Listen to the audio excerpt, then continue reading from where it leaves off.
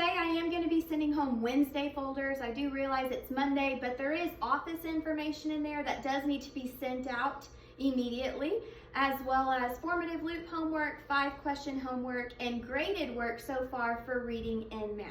All right, so let's take a look at our 5 questions. Our first question is, find the total area of the figure below. We know area. To find area, it's the inside. We know to find the area of a figure, we multiply our length times our width. Now, we can find area of a regular square or rectangle, but here we have a composite figure. We do not have this area filled in. So whenever we have a composite figure, we talked about this last week, but our first step is to decompose it. Our first step is to break it apart. Now, I can make my break here so that I have a rectangle here and a rectangle here, or I can make my cut here where I have a rectangle here and one here.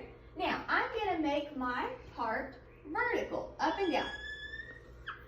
So I have rectangle 1 and rectangle 2. Now, we're going to find the area of each rectangle, and then we will combine our areas together. So for rectangle 1, to find our area, we need our length times width. So the amount that we have long for our length is 7, and our width is 3. So 7 times 3. And then your student can go ahead and figure out that area of rectangle 1 and put it in the blank. For rectangle 2, we're going to find the area, but let's take a look at rectangle 2. We know our length is 4, and we're going to multiply it against our width. Now, our width for rectangle 2 only goes up until this point. This 6 goes all the way from this start to this end. So I'm going to take a look at my opposite side here. The opposite side here is 3. Well, if this is 3, then how much would this space be if this is 3 and the total is 6? Well, 3 plus 3 more gives me a total of 6. So I'm going to cross that 6 out. That looks like multiplication symbol, so I'm going to cross that 6 out. If the total was 6 and this part is 3, I need 3 more for this side. So rectangle 2 has a length of 4 and a width of 3. So 4 times 3. And then your student can go ahead and multiply 4 times 3 and put the area here. Now, we broke apart that figure. We found the area of each rectangle. Now we're going to combine our areas to find our total. So whatever your student got here, they're going to combine it, they're going to add it with the area they got for rectangle 2, and then this will be their total. Number 2, Wendy bought 5 cartons of eggs. So I'm just going to do a quick draw of that. There's 12 eggs in each carton, so each carton needs 12. How many eggs did Wendy buy all together? So here we're looking for the total. I see this as 12 plus 12 plus 12 plus 12 plus 12. We have 12 5 times. And then your student can go ahead and solve the total number of eggs. Number 3, we're going to shade. We're going to color in the figure to represent a fraction that's equivalent and has the same value to half. So here, half, we have 2 equal parts and 1 part being represented. Now let's shade figure 2 to match. So we shade 1 square at a time. Well, I know that that is not equal to this size piece, so I'm going to shade in another square.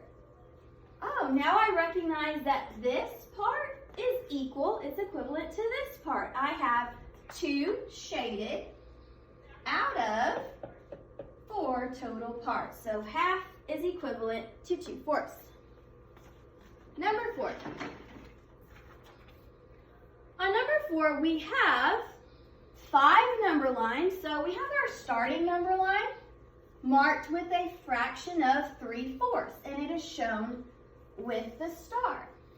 Now we have the same size number lines, but it's not stacked right underneath my beginning number line, so I've got to keep that in mind. So Eddie marked the fraction 3/4 with a star as shown. which of these number lines shows a fraction that's equivalent, has the same value as 3/4? Well, when we take a look here, I notice that I don't have all of the same numerators or all of the same denominators, so we can compare 3/4 to a benchmark fraction.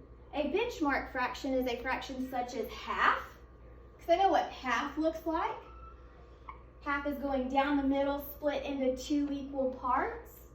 Well, I know that 3/4 with this star here is greater than half. So I know that if I'm finding an equivalent fraction to 3/4, my answer choice down here has got to be greater than a half and has to have this same size distance to 1 whole. So let's take a look at F, G, H, and J. I'm going to label our benchmark fraction, or I'm going to cut my number lines in half or into 2 equal parts. Now on F, our fraction is 3/6. Well, I notice that 3/6 is equal to half.